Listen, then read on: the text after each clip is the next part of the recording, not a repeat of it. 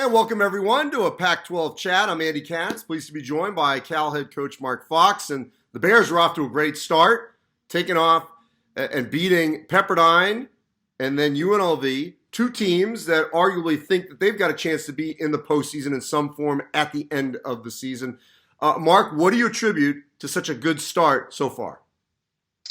Well, I have to give the credit to our players. They've really bought into what we're trying to do, and we did beat two really, I think, quality teams, and we were fortunate to be at home. Obviously, it helps to be at home, but I haven't had to fight these kids really on anything. They've really bought into how we're trying to play and how hard we're trying to work, and so I think the credit should go to our kids.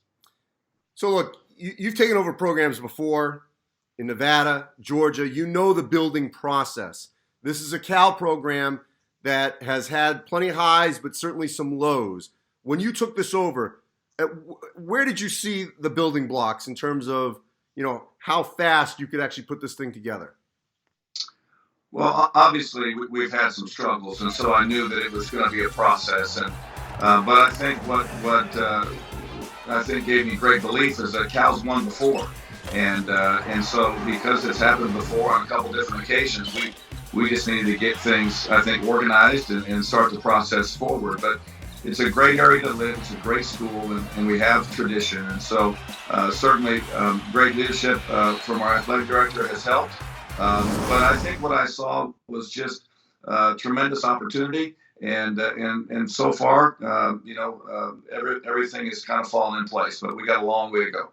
Look, I don't want to say you were fish out of water at Georgia because I'm a believer that, the hoop is the same height, the basketball is the same. I don't care where you are, but why do you think that you've had good success out west and that you are a good fit in Berkeley? Well, I feel like that at Cal we have a commitment to win and to educate young people at the same time. Basketball is important to this school, and so it's obviously an area of the country where I had some success before. So I just feel comfortable here. I felt comfortable from day one, and the people have been very welcoming. So I'm extremely excited. All right. So on the court, this was a team last season. Obviously had more lows than highs, but they had that win late in the season over Washington at home.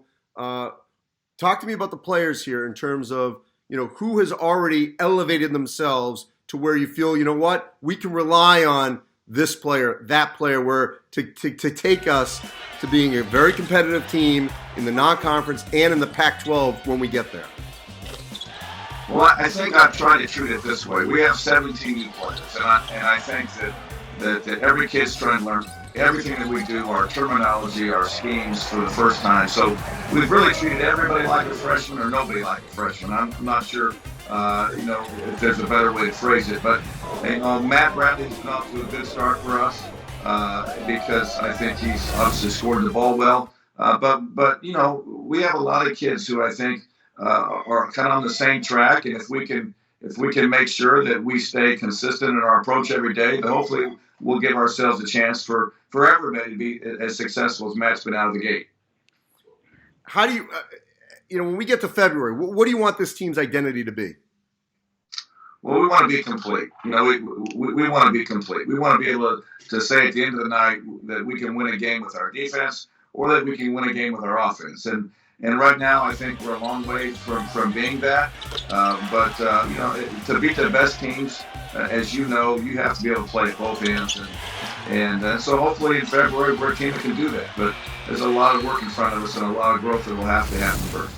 Look, you know this, Mark, that to be successful, you can preach all you want, but you need to obviously have results to say, look, it works. What did these couple of opening wins do for you to convince these guys, like, what we're saying actually can work if you listen, if you play the way we want you to play?